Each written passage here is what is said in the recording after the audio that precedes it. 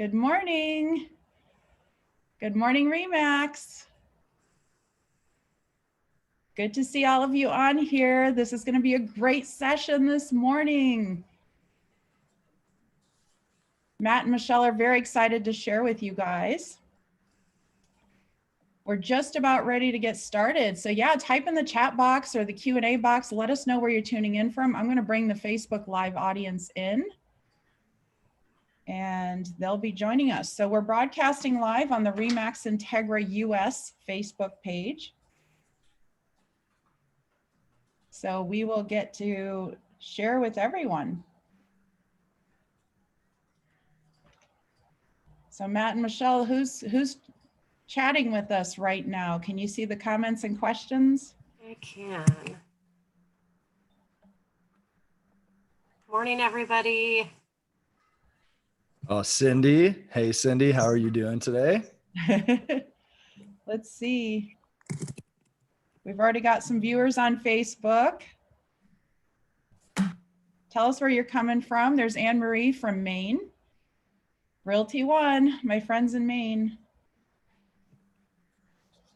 Awesome. It's like Rochester, Minnesota. It's a beautiful city. All right. Well, good morning, everyone. It is 9 a.m. Central Time, 10 a.m. Eastern Time on this November 17th. Wow, I can't believe we're already halfway through November, but we are back, the Remax Business Builder Series. I'm super excited to have these panelists on with us today. Today, we're going to talk all about lead generation and conversion. So I want to quickly do a rundown of what we've done so far in our world in this series. So let's just take a quick peek at this. So we've got the Business Builder Series kicked off for both Ontario Atlantic and the US region on September 22nd. All these topics have been covered. As we said, today is the lead generation and conversion session. And then we have 3 more to go here in 2020. These are going to be some amazing topics, ending the year with the reflection and lessons of 2020. This entire playlist, including today's session later today, will be posted on a playlist. They're all on the Remax INTEGRA YouTube channel. So very excited to have all of you with us in this morning and in the past. So welcome officially. My name is Michelle Hoyt. I am Manager of Education and Development for Remax INTEGRA. We are an independent region of Remax. We are mighty, we are strong. We also have quite a few of you joining us from the company-owned regions. We have lots of friends on the West Coast, in the South, on the East Coast. So we are one big happy Remax family. So we appreciate you waking up with us this morning, and we have a lot to share. So I am super honored this morning to host 2 Remax Hall of Fame recipients as they're going to share all of their best practices in the world of lead generation and conversion. So let's go ahead and meet our panelists. We'll have them introduce themselves and share anything that they want us to know about them. So we're going to start with you, Michelle. Tell us all about you, your background, a little bit about your market, your history with Remax, and anything else that you want us to know. Sure. So I started 17 years ago. I was 24 years old when I started in the business. And I came previously from a sales background selling vehicles. So I had a little bit of my foot in the water with regards to sales. I started with a smaller company in town for a couple of years. I had a really great mentor who taught me how to prospect, how to grow my business with little funds to start. And then after a couple of years of that, I really wanted to be more independent, which is why I joined Remax, because you can obviously run your own business under the umbrella and the way that they do everything. So I just hit the ground running there and have consistently been within the top agents and sales, and have been very successful. I work full-time with my husband. We have 1 buyer agent and then a full-time transaction coordinator. Okay, what's going on in your market? What's your average sales price and anything else that you want us to know? Sure. So I'll sell any price range, but currently we're right around the 240-ish average sale price. Last year we sold about 100. We had about 130 sides. This year, we're probably on par for very similar. The market, the lid just came off even after the pandemic, so things are going really well. No complaints there. We're really blessed, especially with looking at other businesses that have been affected so negatively. So we're very excited that we've been able to continue to grow and sell. Thank you so much, Michelle. It's so great to have you here. So Matt, please introduce yourself to your RE/MAX peers. Hey, everybody. My name is Matt Richling from RE/MAX here in Ottawa. And I just wanted to say hi. If anyone wants to follow me on Instagram, Matt Richling Team. I've been with RE/MAX since the beginning, so about 15 years. And we had a couple of different RE/MAXes during that time. We're a small team right now, me and another agent who handles most of the buyers. And then we have one admin as well. We just hit 65 transactions for the year. We did take about 2 months off at the beginning of the pandemic, but we're rolling strong and we're happy with where we're at. We do things quite a bit differently than maybe a traditional agent. We're focused more online. In Ottawa, we predominantly focus on condominiums. So yeah.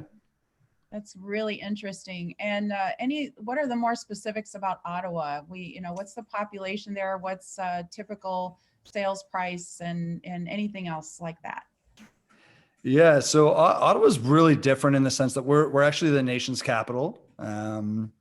Our average price has kind of jumped in the last couple of years. So right now I think we just rolled over the 500 mark. And we're known as being a sleepy government town, a lot of government workers. However, that's really changing. So it's been a really interesting time, and our city's definitely changing.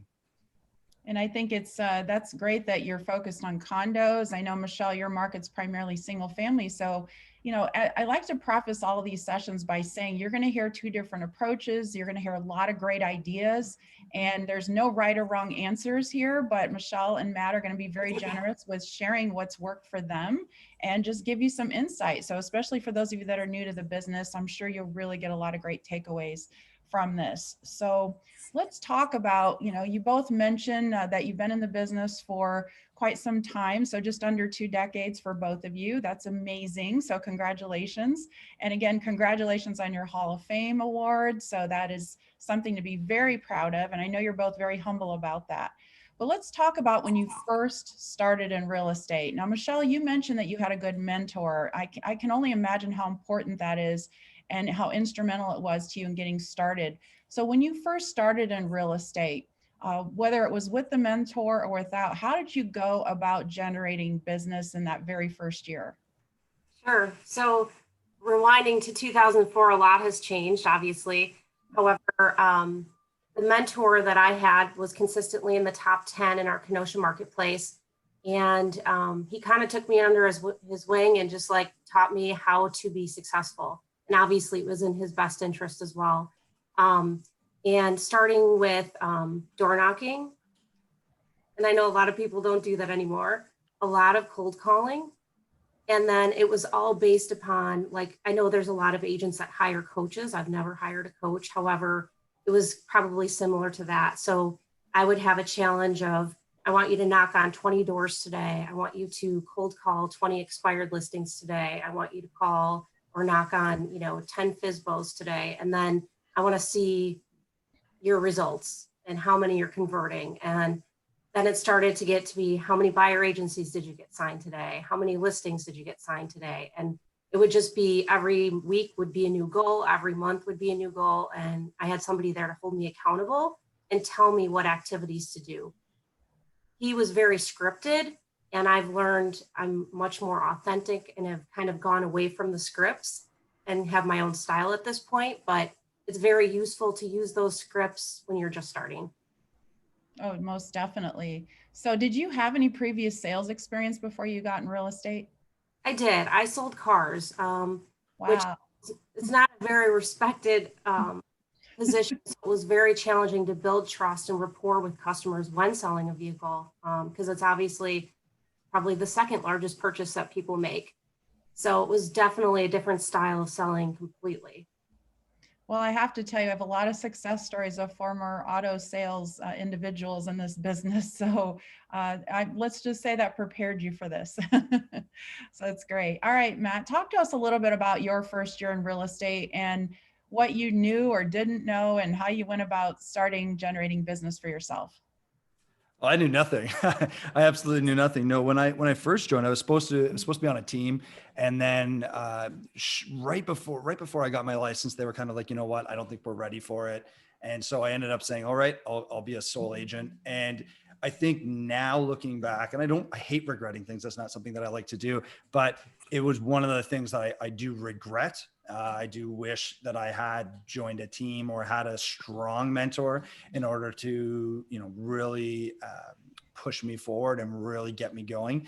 Because if you don't have that at the start, you're literally banging your head against the wall, and you're doing a lot of these types of videos now, which we never had back then, and it's great. So I did Buffini. Buffini was a big one back then. So I think that really helped lay a lot of the groundwork. And I was always a big pushback on scripts. I hated that idea, but you learn that they shape how you communicate, and they're extremely valuable. So while you might not feel natural doing them, they end up coming off natural at the end of the day, and you take your own kind of way of saying them. And so that alone really helped.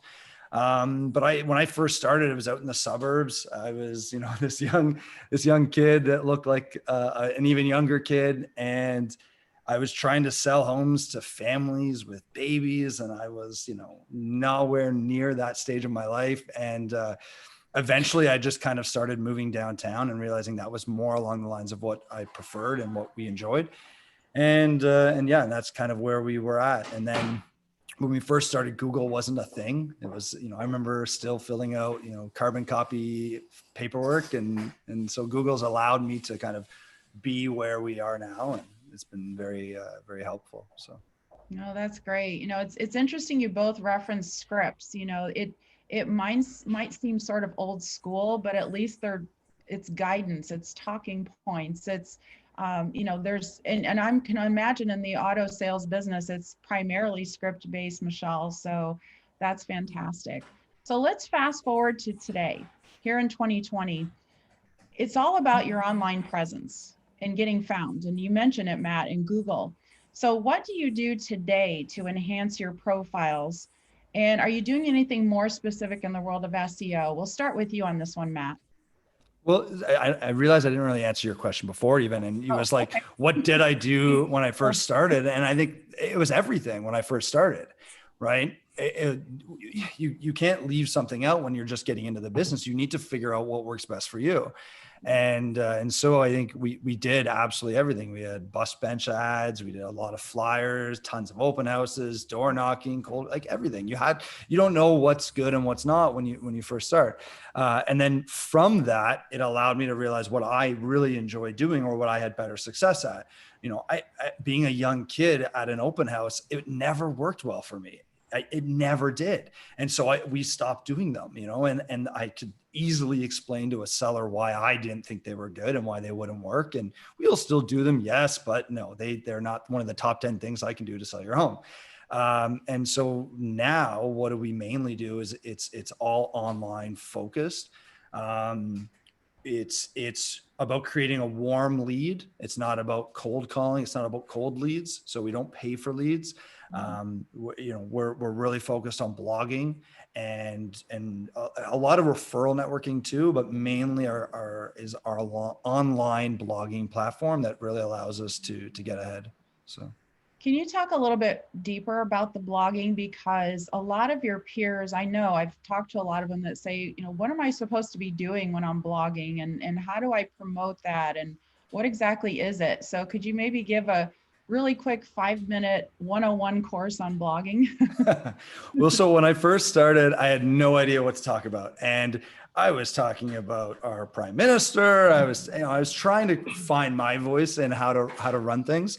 And I eventually realized I was trying to work downtown. And so I could take photos of condo buildings that are under construction and post those on my site and say, oh yeah, this is where they're at. And maybe I ask a construction worker or two, what's going on? What are you guys doing right now or this week? And so it was just giving me some content that I wasn't being able to get anywhere else and just putting it on my site. And at the same time, we also had a lot of investors coming from other cities who were buying some of these products. And so they weren't able to just stop by. The builders weren't really posting them. So it really allowed me to kind of get a foothold in a kind of a bit of a niche in order to kind of develop myself. And so it was finding something specific that wasn't really being done.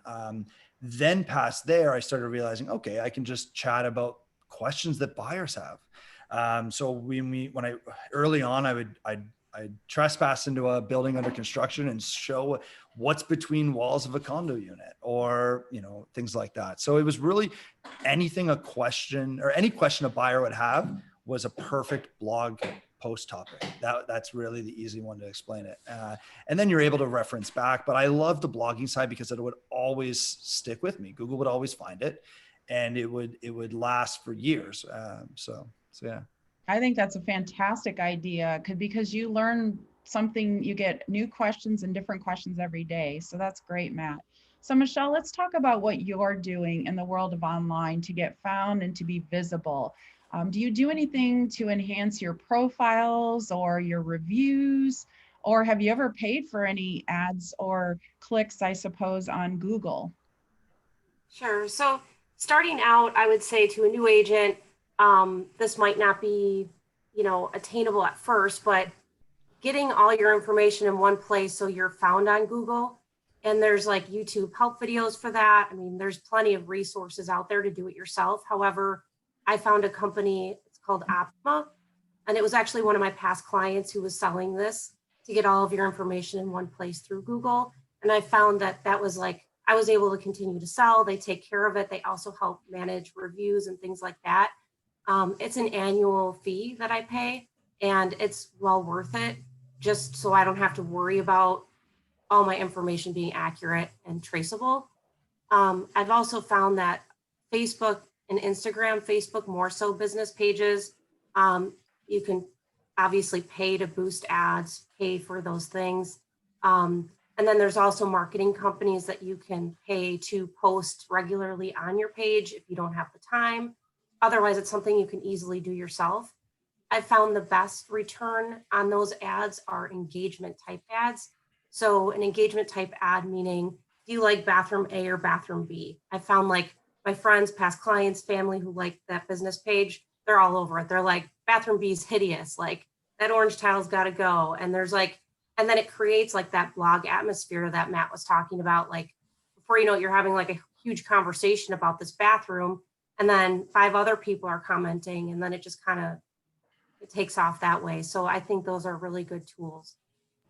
So Michelle, we got a question from Sam. Could you repeat the name of that company you're using for online management? Sure, it's called Optima. If you wanted to email me, I can give you her direct contact information. Is that OPTIMA? Optima? Yes, that's correct. Okay, so Optima, everyone. No, that's great.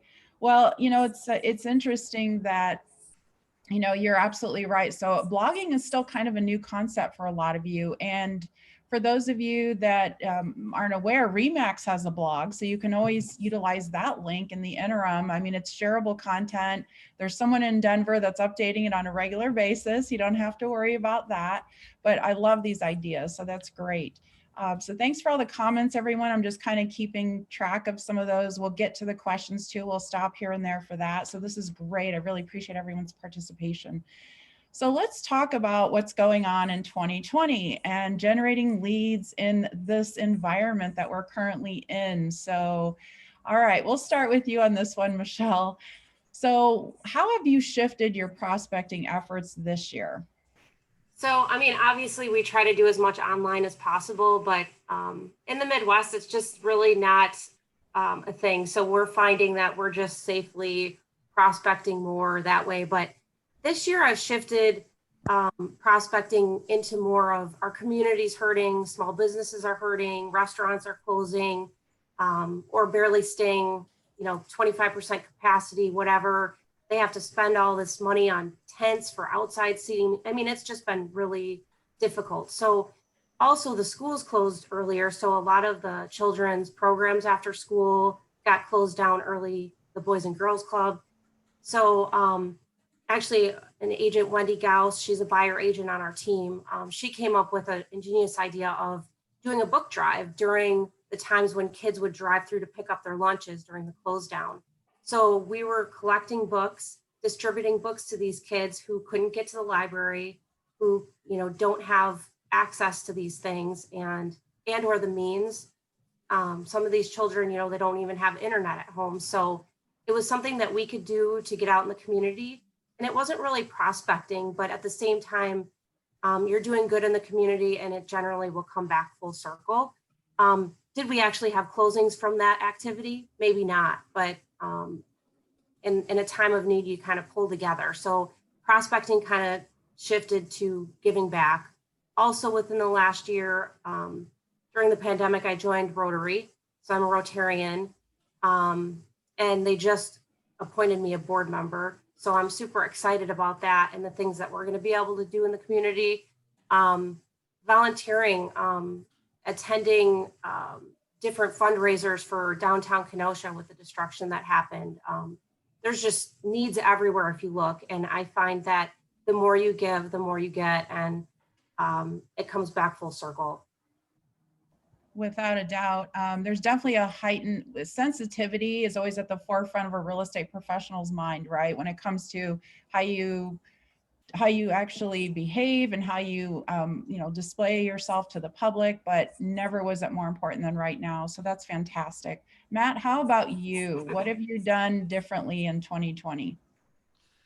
So it was interesting because at the beginning of the pandemic, we paused and canceled everything. And it's, you know, we kind of say we took about 2 months off, and it was a scary time for everyone. And I think we sat there saying, okay, we don't know if we might even survive this.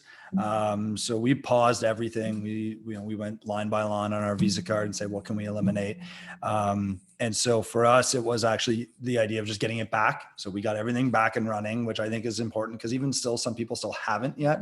And then we've even doubled down. And so it's really focusing on what we were doing, but then even going even deeper. We've invested more in our past clients. And I think that's been something that we've really focused on, you know, checking in on our family kind of thing, you know, past clients. For us, that's our past clients can't speak more highly of us, and we need to take care of them. All right. And then our local, like Michelle said, our local stores and our local, you know, families in the neighborhood, we need to take care of them as well. So we've been really focused in those key markets a lot further. Thank you. Both great approaches and messages, and very realistic, Matt, because none of us in our lifetime have ever dealt with anything like this. So, you know, the proper response was to, you know, first of all, health and safety first. And, you know, I'm sure that was a real challenge for you and a mental struggle at that too.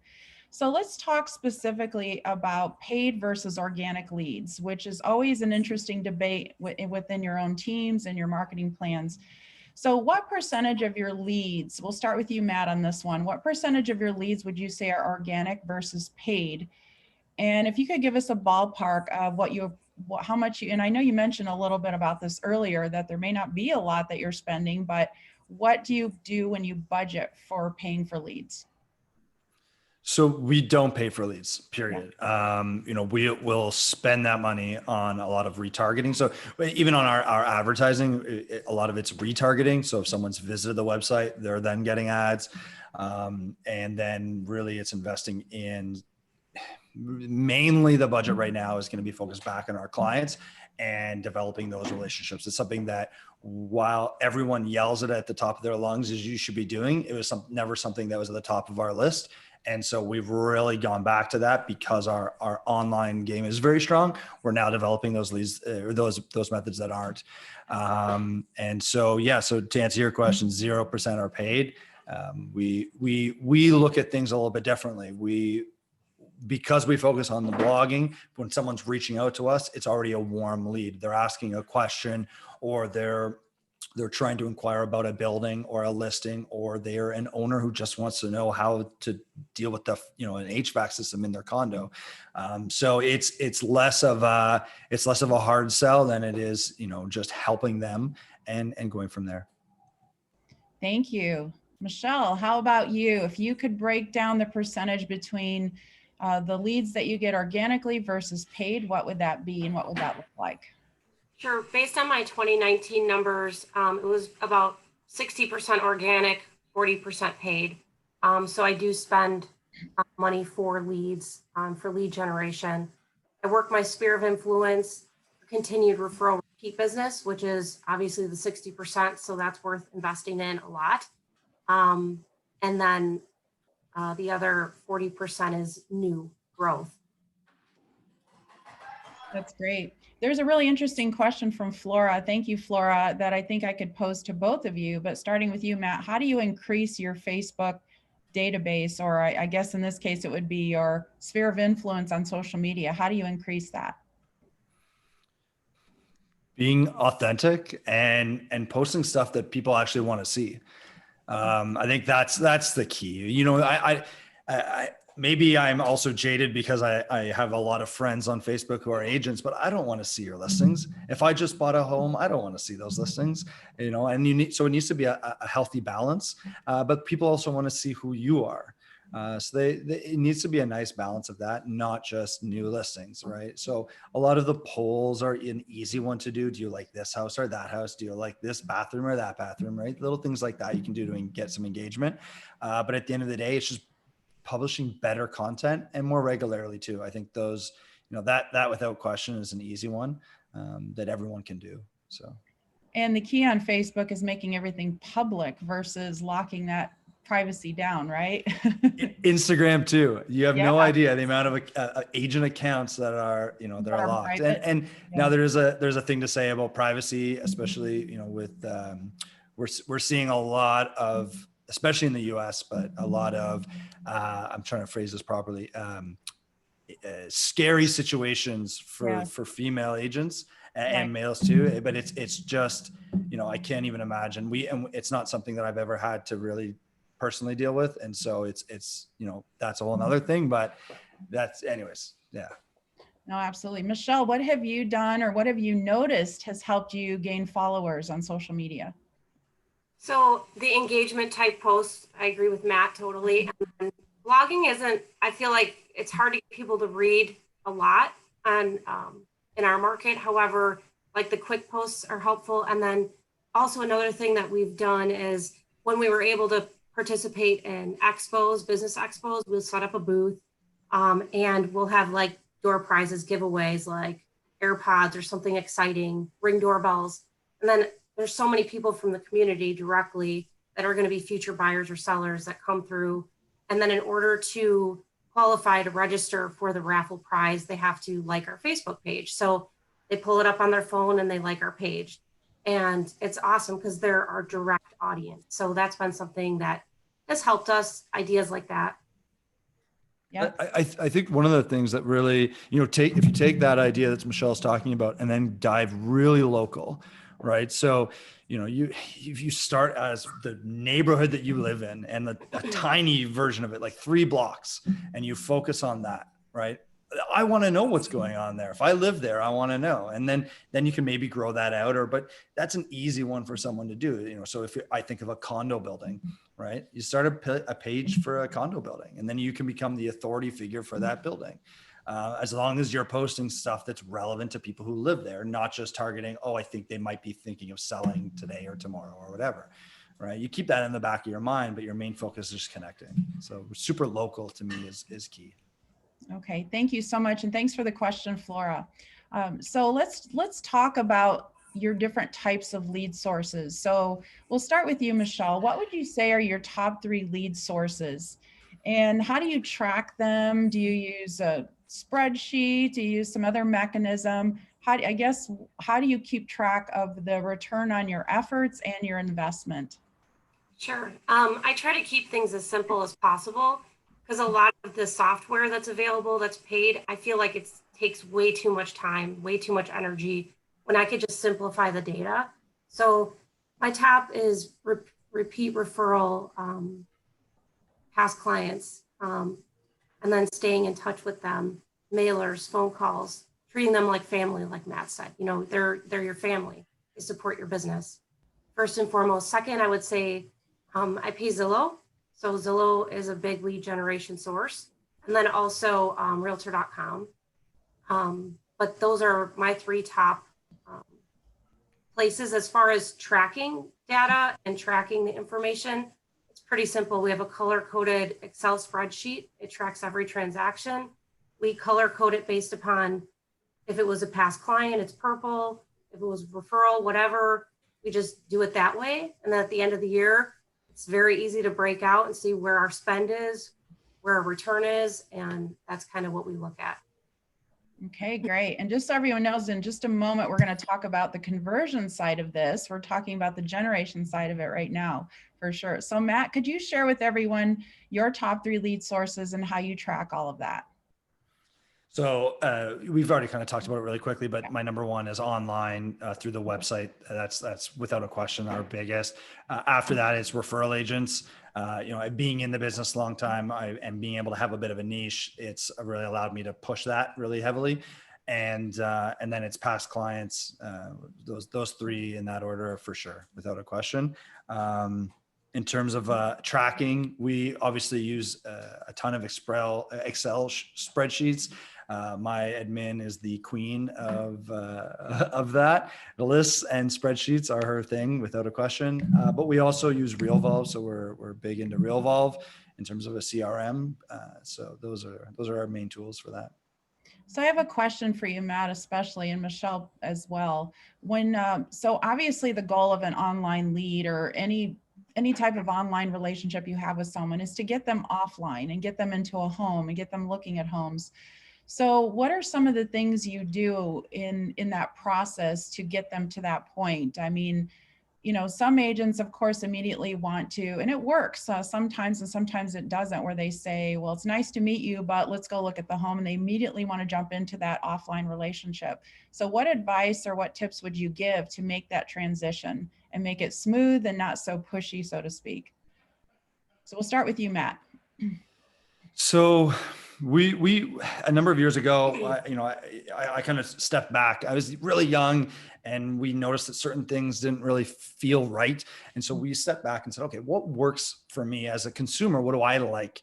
I don't like getting weird. Well, I don't like getting phone calls, but I don't like getting weird phone calls at weird random times. So why would I do that from a business side? And so we really pushed that envelope of, we treat the client like a person and we treat the lead. So we don't call them a lead per se. Every single person that just needs assistance with something. And the whole idea of it is just to gain their trust. So we go against the grain. We don't push for a BRA at the beginning. It's not what we do, because I wouldn't sign a BRA with someone right from day one. And it's not about me selling how good I am to that person. It's just about gaining their trust. And we've picked up a lot of scraps from agents who just, it's a different clientele too. So that's part of it as well. But at the end of the day, it's about gaining their trust. That's our main goal. And so if someone texts us, we'll text them back. We're not going to try and call them right away. If they wanted to call, they would have called. And just having respect for the person that's reached out. I think that's kind of the main thing. Okay, and BRA stands for? Buyer rep. Okay, that's what I figured. So we just want to, inquiring minds are wanting to know. Okay, so Michelle, you deal with a lot of online leads. So any tips on making that transition from online to offline? Sure. So typically if a lead comes in, I will immediately call that number. If they answer, I ask if it's an okay time and is phone a preferred method of communication. And that way, as Matt says, you're respectful of their wants and needs, but you're aggressive too to cultivate it. And a lot of times people are like, oh, thanks for asking. Or, you know what, I am at work. I can text you though. So then I know. And then from there, well, I'm interested in this property. And then I can kind of start the dialogue of if they're pre-approved or not. We tend to really focus on safety in the pandemic, not taking people to homes unless we know that they're qualified. We don't want to put sellers in danger. We don't put buyers in danger. And then obviously our time is valuable as well. As far as getting a buyer agency agreement signed, I have the same approach as Matt. It's like, we're not signing this on the hood of my car within 5 minutes of meeting. I want to make sure they understand that we truly work on behalf of their best interests. We care about them and we're working for them. So I think forcing that contract, that's totally not our style. And not that it's wrong if you do want that signed. Everybody has their own authentic way of dealing with things. But in business, I personally don't like to be forced to, I'm showing you 3 houses, you need to pick between the 3, or you need to sign this right now. And maybe I spend more time at it or working after it that way. But I feel like that's how you gain trust, rapport, and repeat business. Definitely. Thank you so much. So let's talk about inventory, which is the hottest topic in real estate in just about every market. I don't know of a market that inventory is not an issue or not a hot topic. So everyone's experiencing a major shortage with inventory and housing at an all-time low. What are you both doing to specifically generate seller leads, or what has happened? Maybe you weren't even trying and it was generating seller leads. We'll start with you, Matt. So for us, it's doubling down on the seller focused blog posts. And that goes without question. So, and to get in that mindset of thinking, okay, well, what is a seller throughout the various stages of the cycle? What are they thinking about, right? When I have a question about something, first thing I'm doing is I'm jumping on Google to figure it out. And so it's that trying to capture those people. That's what we're doing. So it's really developing that further, which is what we've done. And then furthermore, focusing on the past clients, right? The average, I think, is still around, I think it's 4.7 years for that someone stays in a property. So, it's staying in touch with those clients authentically is key. Thank you. Michelle, how about you when it comes to seller leads? What has really worked for you? Sure. So this is the $1 million question, and I wish I had the perfect answer because I would love more inventory, as we all would. However, find that postcard mailers directed at specific neighborhoods if you have buyers in those areas. If you're looking to sell, I have a buyer, call me today. It can be super simple. Quantum is a company that we use for our postcards, just the way it sounds. That's been pretty useful, but it's foolproof. I mean, it's not like I'm getting 10 listings a week when I spend, to send that out. Another thing that I will do is I'll look up the expired listings. I'll go back a couple years, search that out, and send certified mail to that property address. And that way I know they receive it. And if they're interested, they will call back. And I've had decent return on that as well. Also posting in search of on Facebook, Instagram. Sometimes I'll just ask for direct messages if somebody's looking to buy or sell that way. There's also neighborhood apps that you can have on your phone. It gets the whole neighborhood talking. And a lot of times they start talking about their dog. And then before you know what they're talking about, they're going to be selling their house. And then you can like chime in and say, well, I'm full-time and I'd be happy to help. Do you want a free evaluation? So just a few things to try to gain inventory. That's awesome. And probably being part of Facebook groups in your community. So some of the apps you're talking about, Michelle, I'm familiar with Nextdoor. Is that one of them? That's exactly, yeah. What are some, and I apologize, I'm not sure if that's available in Canada or not, but what other apps do you know of here in the US? And then Matt, maybe, I'm sure you know of some in Canada. So Michelle? Nextdoor is kind of the one that I'm most familiar with. But I'm not really super well versed with how many others there are. Okay, those are really great approaches and ideas, and Nextdoor is free. So there's an organic lead source right there. Matt, are there similar community style apps in Ottawa? So none that I'm aware of. We're not tracking them. I believe you can get Nextdoor here. But again, we don't use those. So maybe someone there needs to start one. So that could be your next project. There you go, Matt. Yeah. Yeah, you get a developer on staff and you're all set. All right, so let's get really specific. I'd like for you to share with the audience a recent success story where you started and initiated an effort to generate leads or to do some type of marketing. If you could talk us through from start to finish on the steps you took to prepare for it, what you did, and what the end result was, which was hopefully closings and transactions. So Michelle, we'll start with you. Is there anything could you talk about something that's happened recently? Again, it could be paid, it could be free. Sure. I think the more I've been personally connecting with the community and individuals, attending different networking or fundraising events like that, I feel like people are reaching out directly after meeting in person, and then just getting out in the community has been really helpful in turning people relationships into a business relationship. So I look at it more or less like you are, I'm sure everybody here has friends. Obviously, it takes investment, it takes time, it takes, like if you stop calling or stop emailing or whatever, or don't initiate that relationship, it's going to fizzle out. And business relationships are the same way. If you forget about people, you're not going to be in the forefront of their mind. So I just feel like high touch, as much interaction with people is the best return.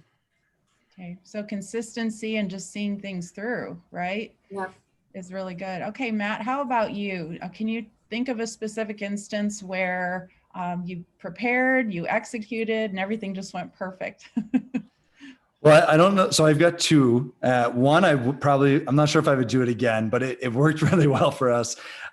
We have the outer suburbs. So one of them is called Orleans. Growing up here, we would always, well, let's just say we'd call it Borleans. And so I focus on condos downtown. So we had radio ads and bus bench signs saying, "Tired of living in Borleans." It wasn't just my name on a sign with my face, and it was literally trying to poke fun at people who lived far out, but the ones that really got it wanted to live downtown. And so, that really did really well for us. The ROI on that was amazing.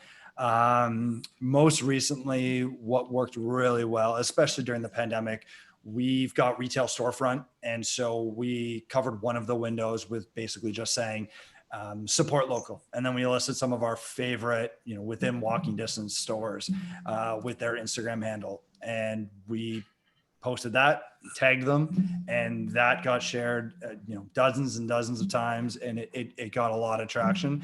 It wasn't about selling us. It was about just pushing them. And for us, that did really well. I would do that over again in a heartbeat, without question. No, that's great. I mean, you're a small business supporting other small businesses, and without a doubt, that's so important, especially right now.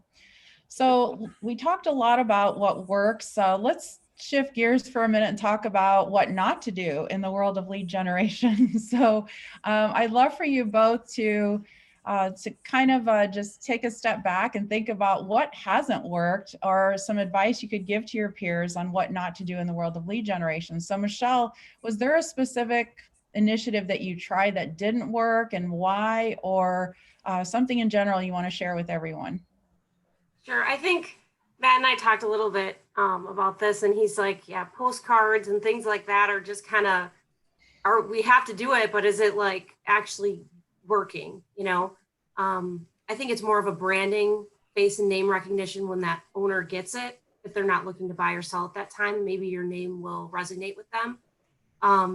But as far as networking, I would say email newsletters, they're lengthy. Every company does it, and they just get deleted or put in that, spam file. I think that's the one thing that I think probably doesn't work. And then can I rewind real quick? So that book drive that we had done, Matt, so this is so cool. So a lot of agents were doing the support local. I love that it worked for you. And we ended up, for that book drive, we were raffling off. If you brought books in for donation, you got entered for a raffle to get a local business gift certificate. So it's cool how we were doing similar things in like different markets. You know, everybody was kind of doing, because the pandemic affected us similarly, I suppose. But anyways, move on. Sorry. No, that's okay. This is your time. It's your show for sure. So Matt, what doesn't work in the world of lead generation? And if you can speak from personal experience would be even better. Yeah. So, well, again, when we kind of step back and said, well, what do we want to be doing? We wanted to be doing stuff that we as a consumer enjoyed receiving, or that we agreed with. And so what we feel doesn't work might not work for someone else, or it might work for someone else. So just because I don't agree with door knocking doesn't mean that someone else shouldn't do it. The whole concept there, I think, is just what doesn't work for me is what we don't do. So we've done it. We've tried it. We don't like it. We don't think it's the best thing that we can do. So we don't do it. And I think every agent is going to be different in what they decide to do. And the key from that is to try everything, to do everything, and to allow yourself to put your foot in the sand and say, okay, we're not going to do this activity because I don't like it, or I don't want that client that it attracts. And I think that, so I can get specific, but at the end of the day, that for me is where we go with it. We don't like getting cold called, so we're not going to cold call. We don't like door knocking, so we're not going to door knock. But that's really specific to us. And I think everyone else can take what they enjoy doing and go that route. And lots of people have insane success with door knocking. It's not saying not to do it. It's just, we personally don't like it. Right. Well, it's kind of hard to do in condos. Well, yeah, that's another thing. But what was funny, you mentioned the book drive. We did a number of years ago, we did a clothing drive, and that worked insanely well for us. It got us on TV. It got us on the radio. It was basically just a spring clothing drive. And it was a same sort of thing. It's always about focusing on the community. And it gave us access to a conversation with someone, whether or not they would become a client or not. And it put us in a position to help the community. It worked really, really well, just like I'm sure the book drive did for you, Michelle. That's amazing. So thanks for both of that. So let's talk a little bit deeper about scripts, because you both mentioned it, whether you like them or not. But Michelle, I think it's really fascinating that, the industry you came from and the fact that you started in the business using scripts. Let's talk about today, though. Let's talk about, what do you typically say to those leads when they come in? And I even would like you to share anything about the ever elusive leads without phone numbers. What do you do to convert those? What do you say? Do you send them anything? We'll start with you, Michelle, on that. What type of things are you sending to these leads? Sure. So basically, what types of things am I sending? If there's no phone number, I can typically trace it. Like if it's a listing lead without a phone number or something, certified mail, I can just send them, a mailer. And in that letter, I would either do a postcard, or I would just do a personal note, something that will get opened that doesn't look like maybe an advertisement so much. But as far as scripts, I do not use scripts anymore. I don't need scripts anymore. I get to know the person, and then you make a connection. It's an authentic relationship. And so, Matt says he loves, soccer. He loves going to the gym. And I hear that. I just listen. And a lot of times I have common, things in common with this person. So I can affirm something that they do, and you make that connection. And then before you know it, you end up talking about that for a couple minutes, and then you shift gears and it's like, oh, sorry, I got off track. By the way, you inquired about this property, what can we do? Obviously, I don't use scripts anymore. But when I first started, I had like cold calling. Hi, this is Michelle with Remax, and I'm actually calling to see if I can interview for the job of selling your home, and it's like so scripted and so not me, but that is what I started with because I didn't know any better and I didn't know how to connect with people in that way. And then once I started just being myself, who I am personally, and apply it professionally, that's when I'm like, okay, this is natural. This is the real thing, Right. No, I love all of that. Thank you. Matt, how about you? What are some of the dialogue that you use in responding to your leads? So I think having been in the business this long, we use scripts as the foundation. And if you were to ask me what scripts are you using now, I have no idea, right? Because it's so natural at this point. But again, we start with a lot of the Buffini stuff, and that was, I think, what laid the groundwork. And then you get into all the other guys, their scripts as well. But it's again, it's a conversation. It's about building trust. It's about answering the questions that they've got while trying to get to a certain path or down a path. Sorry, that's without question. And so we're not using specific scripts. At the end of the day, we've got some canned responses and some things that we want. We want to qualify a client. We want to get some things out of them, but we're not using a specific, full out script to get the stuff done now, because I think it's just so ingrained in what we do. Sure. And then any tips for converting leads without phone numbers? So I was thinking about this. I'm like, I don't think we have an exact number or percentage of how many don't have a phone number. It's got to be somewhere like 60% don't have a phone number, 40% do, something like that for us. And again, that's just because they don't want to be called. They don't want to be called. And so how we move forward with that is by answering their question, by giving them the information, by continuing the conversation. You don't end an email with an answer. You ask a question. So how do we handle it? We treat them like a person. That's all. They've clearly, a lot of times we've had those answers where someone says, "Oh, don't do this, don't do that. You agents, are bad people, stay away from us." So clearly they've had a bad situation from someone that we just need to, gain their trust again. And it's not about gaining their trust and then stealing it for, our own purposes. It's gaining their trust legitimately and being nice to them. So. Right. No, thank you so much. So neither one of you have mentioned BombBomb. So in video email for a response, have either of you tried that? Or are you doing that currently? Are you doing that, Matt? You're laughing. It's because, I was just chatting with some of us yesterday about how I think I think there's so much power in BombBomb. I love it. I really, really do. I just don't like my face in front of a video camera every single time, but I think there's so much power. And if I was slightly more millennial, I would be all over that in a heartbeat. No questions asked. That's funny. So you're on video right now to hundreds of people. Yeah. So I hear you on that one. Michelle, how about you? Have you tried or are you using BombBomb? Yeah, I feel like I share that same sentiment. So no, I think it's awesome. And I see a lot of millennials doing that marketing effort, and it's awesome.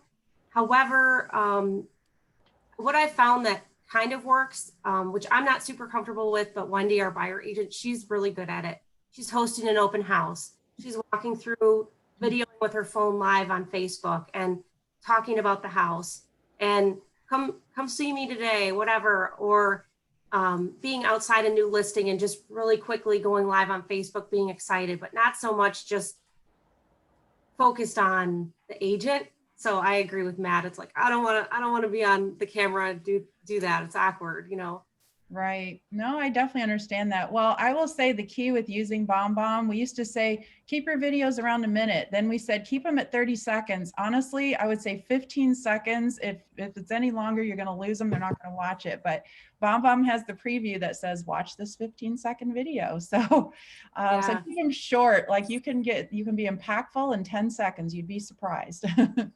But no, that's great. Let's talk about websites. So a website for most agents is their virtual storefront. It's like the pinnacle of their business, and they love to promote it and make sure it looks perfect and smooth. And some pay hundreds of dollars to companies to maintain it for them. So there's obviously a lot of different approaches. What do each of you do with whether it's your individual or team websites? What type of content do you put on there? I'm going to guess blogging. And how do you promote those websites and get leads off of those? So we'll start with you, Matt, on that. Yeah. So when I first started out, I made the mistake of thinking that everything had to be perfect before I did anything. And that was like the largest mistake that I've ever made. I think it took 6 months to get a sale because the business cards had to be perfect and the website needed to be this. And again, if I had joined a team or a mentor, a better mentor, it would have been great. But after we had some success, we ended up paying a lot of money for a company to completely design a website, and it was great. But then I was frustrated because I needed someone else to kind of put stuff in and do it, and I was getting frustrated. And then in the last maybe 7 years ago, Squarespace started coming up. So templated website that really wasn't a business site. It was more of, I think it was originally designed for artists to showcase the work. So I loved that. I loved that it wasn't about real estate, but I could make it about real estate. And so that's the platform that we still use for our site. It's clean, it's easy to work with. All of the team can drag and drop. It's affordable. I think we pay now $200 a year, I think, for it with a domain name, something like that. But at the end of the day, for our website, that's what we use, Squarespace. And then what was your other question? Just what content do you have on your website and how do you promote it? So content wise, the biggest is, because I get stuck there often, but it's what questions does a client have? And so you have to think through the entire cycle. So they're just thinking about buying, they're, like early on, those first steps, and the questions that they'll have then. One of the key things that we did as a team was, and we got this from another real estate agent, another brokerage out of Toronto, was we sat there as a team and thought of 100 different things, pain points that a client goes through during the process. And it was one of the most impactful processes that we could do, trying to think about how can we be better service to our clients. So, they have to copy keys. They have to do this, they have to do that. So we literally sat there and we couldn't just stop at 70, couldn't stop at 80. We went through. And so doing processes like that and doing activities like that really helps to give you the ideas of things to talk about and to communicate with. For us specifically, we'll talk about condo buildings. So we have condo pages, and, kind of following what maybe another major single letter Z company does and saying, okay, well, what do they do really well? What can we kind of push forward on ours, and what can we actually develop and then run, so it's activities like that. But yeah. Fantastic. Michelle, how about you? What efforts or content are you doing with your own website? Sure. So I always find websites and content to be, it's kind of intimidating because there's so much and there's so many great resources, and we're up against these huge real estate firms with our, one agent or team webpage. So I always felt like I get swallowed up in that process, like wrapping my mind around what to do. So we have a very simple page. We try to direct people to our Facebook business page, which is where we get the most return. And then with regards to spending a lot of money or trying to drive a ton of traffic, we don't really do that because I found that there's just so much competition for that website. But we have a domain, we pay for that annually. I would once you have your own brand or your own team or whatever, it's important to have your own web page, at least have that. And then you can drive the traffic wherever you want from there.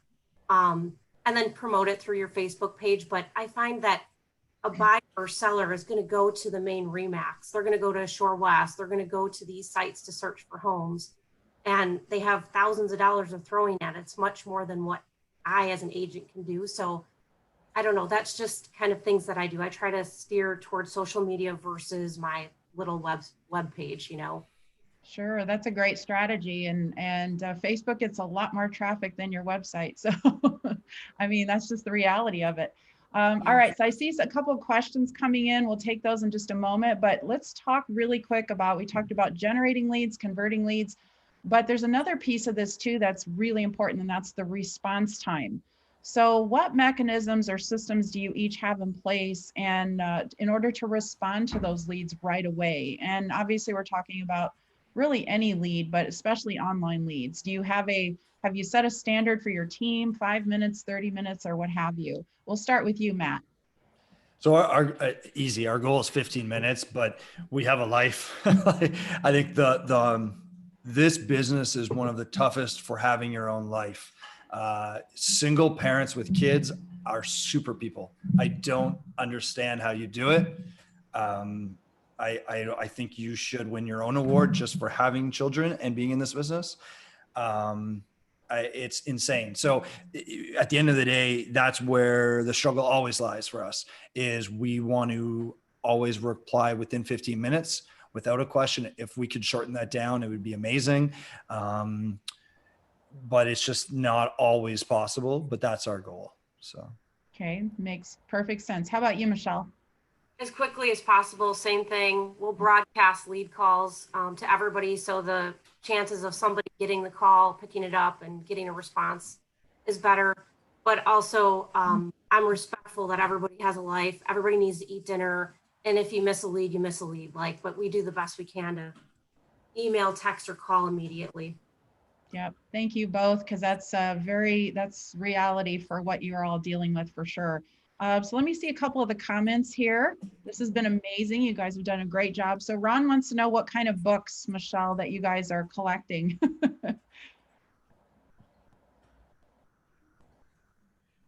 Did she freeze? Oh, there she is. What was the question? What kind of books did you do for the book drive? Like he wants. Oh, I'm sorry. Children's books. Okay. Yeah. I was like, what books? Yep, exactly. I know I was going, wait a minute, did I lose you?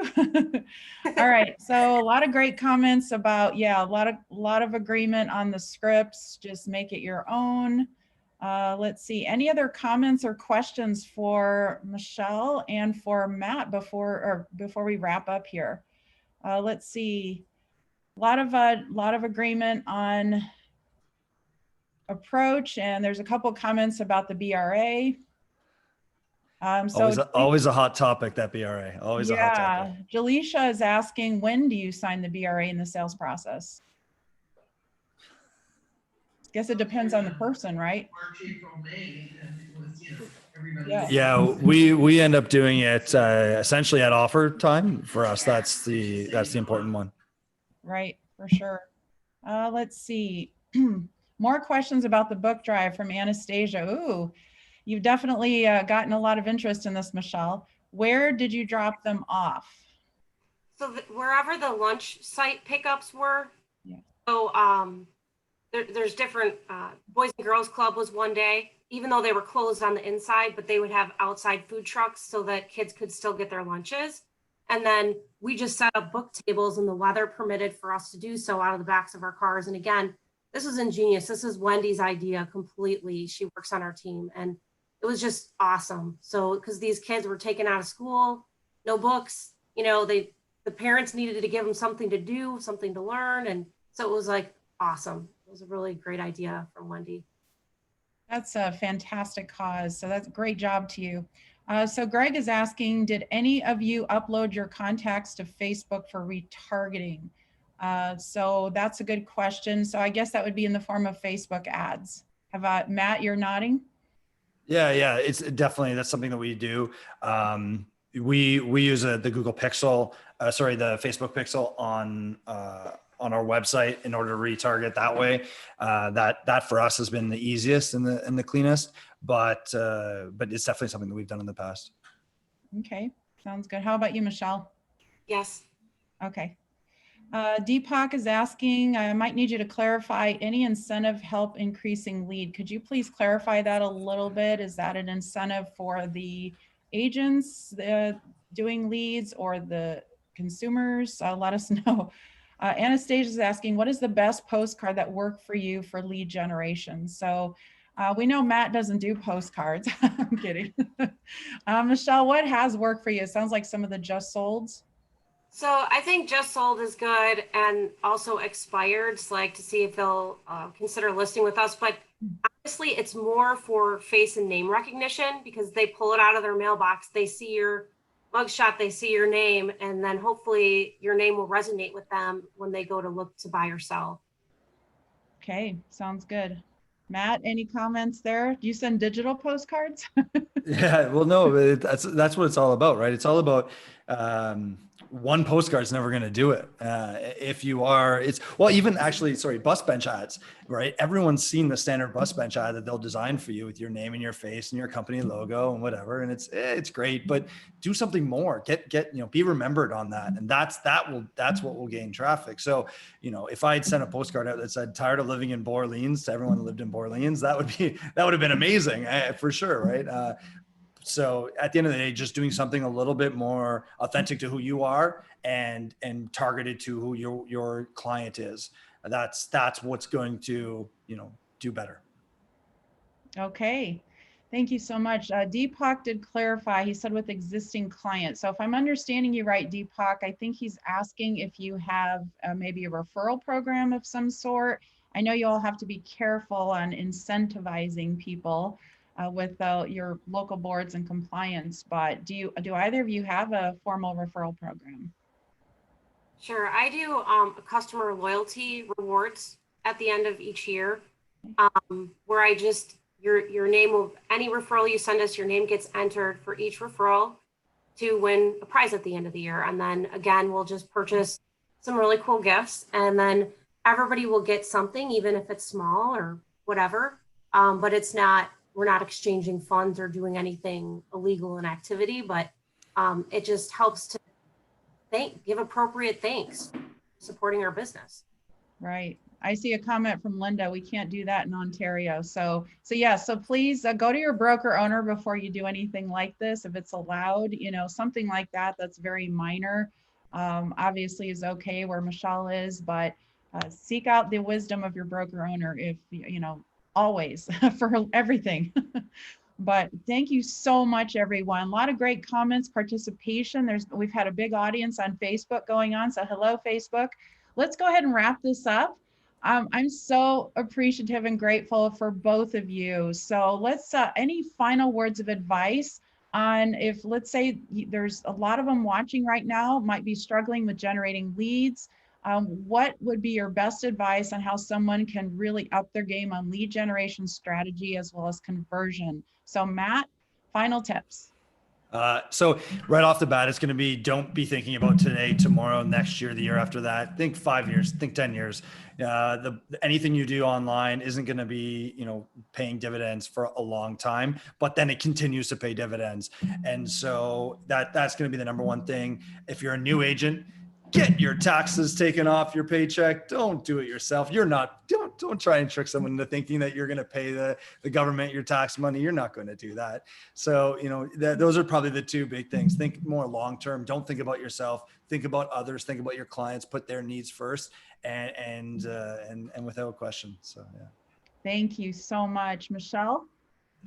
So I just think being authentic, who you are personally, and apply that professionally. Just be yourself and be kind to others, treat others as you like to be treated in a business transaction. And it'll pay dividends. If you are good at what you do and people will rave about you, they'll become a fan because they loved how you treated them. And then they want their daughter to use you or their brother or sister. And that's not paid. It's just respect and it's earned. And honestly, that's what has really driven my entire business and everything. Just focusing on the people, your community, giving back. Those are all free things that you can do and it will grow your business. Again, not overnight. Don't expect it takes years. It takes 3 to 5 years to get that business rolling and it takes time. And as long as you're disciplined, you persevere, you'll make it, but you got to just kind of stick with it and learn to not expect the results immediately.